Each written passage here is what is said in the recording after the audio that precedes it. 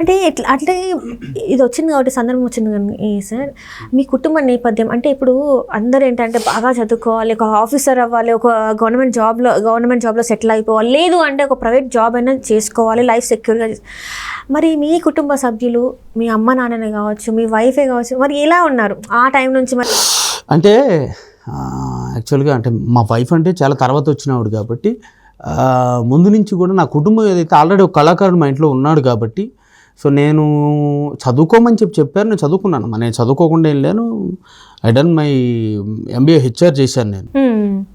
నేను ఒక కంపెనీలో ఉద్యోగం చేస్తూ కూడా దానిలో ఉండి దీనికి న్యాయం చేయలేకపోతున్నాను అన్న బాధతో రిజైన్ చేసి వచ్చేసి ఆర్టిస్ట్గా ఫుల్ టైం సెటిల్ అయిపోయాను నేను. అయితే విషయం ఏంటంటే చిన్నప్పటి నుంచి కూడా తల్లిదండ్రులు కానీ కుటుంబ సభ్యులు కానివ్వండి, మరి నిజంగా వాళ్ళు ఇచ్చిన ప్రోత్సాహం, నా చుట్టుపక్కల నా మిత్రులు ప్రతి ఒక్కరు నన్ను ప్రోత్సహించారు కాబట్టి అందరూ అభిమానించారు, ప్రోత్సహించారు. ఇప్పుడు నువ్వు అదేంట్రా నువ్వు అలా పోతావు, నీ చదువు పాడైపోతుందని చెప్పి నన్ను ఎప్పుడు అనలేదు కాబట్టి నేను ముందుకు రాగలిగా. సూపర్. అంటే మొత్తానికి అయితే ఫ్యామిలీ సపోర్ట్ మీకు ఉంది.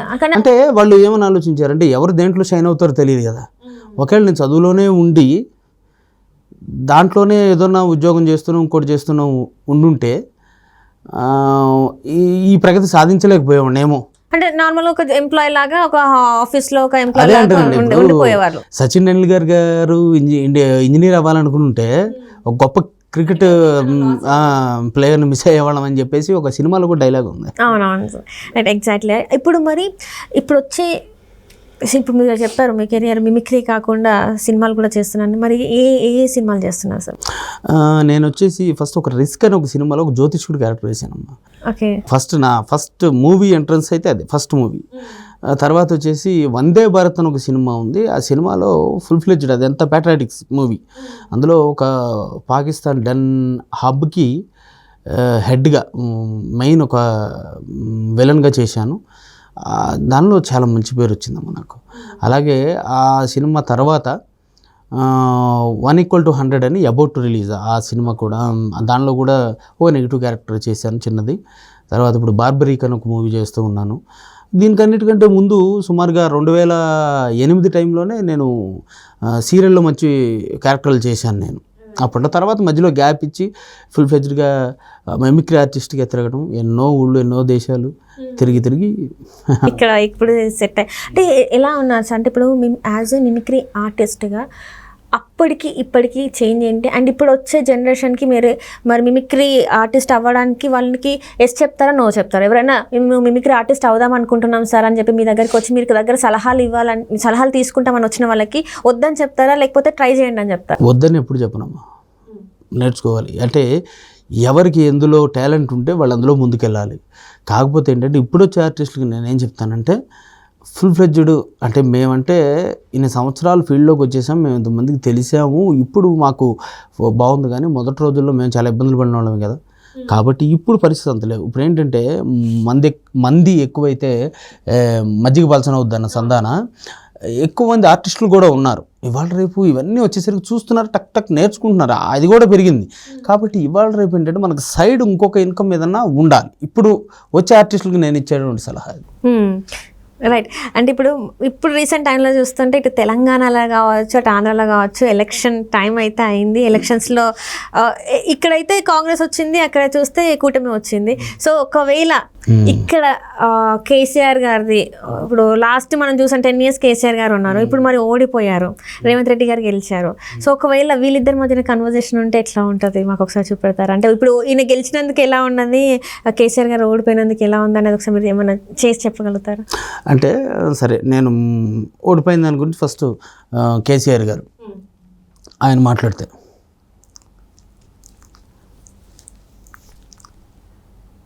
ఇదిగో ఏమో సిరి ఏళ్ళొక్కడే ముచ్చట చెప్పదలుచుకున్నా. తెలంగాణ ప్రజలు 10 సంవత్సరాలు మమ్మల్ని నెత్తిన పెట్టుకున్నారు. ఎందుకని? మంచి పాలన అందించడం, నిజంగా చాలా గొప్ప అభివృద్ధి చేసినాం, కాదనేవాళ్ళు లేరు. మరి ఒక్కొక్కసారి ఒక్కొక్క రకంగా తీర్పు ఉంటుంది, ప్రజల తీర్పు. అది ఎందుకైంది అనేది మనం చెప్పలేనటువంటి పరిస్థితి. ఈసారి ఒక్కసారి కాంగ్రెస్కి చూద్దాం అనుకున్నారేమో, నెక్స్ట్ టైం మళ్ళీ మాదే ఉండొచ్చు, కాదని ఎవరు చెప్తారమ్మా?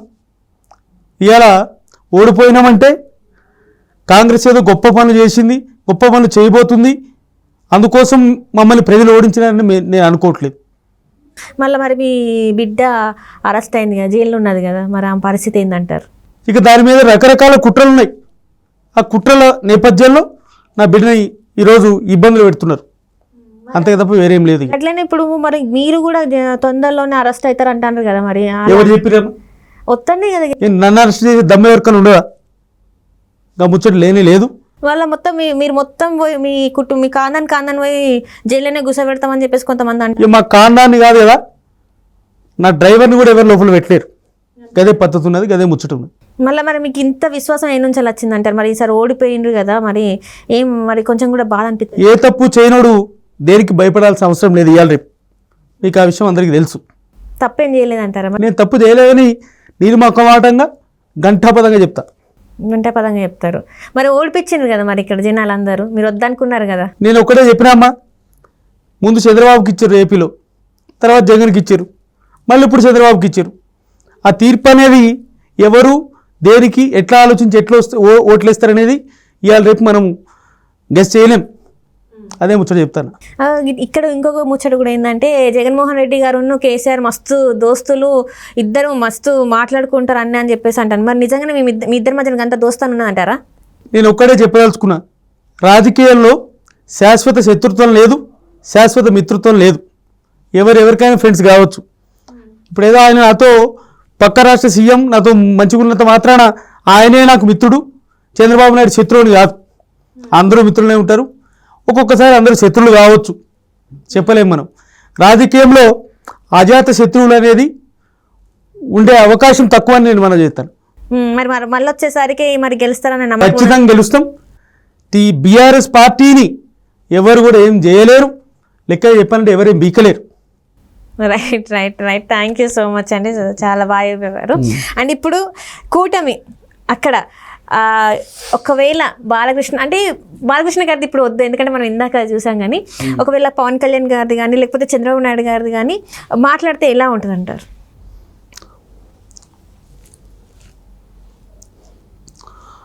ఈరోజు చూస్తూ ఉంటే నిజంగా ఆంధ్రప్రదేశ్ ప్రజలు ఎవరైతే ఉన్నారో చాలా ఇబ్బందులు పడ్డారు, చాలా కష్టాలు పడ్డారు.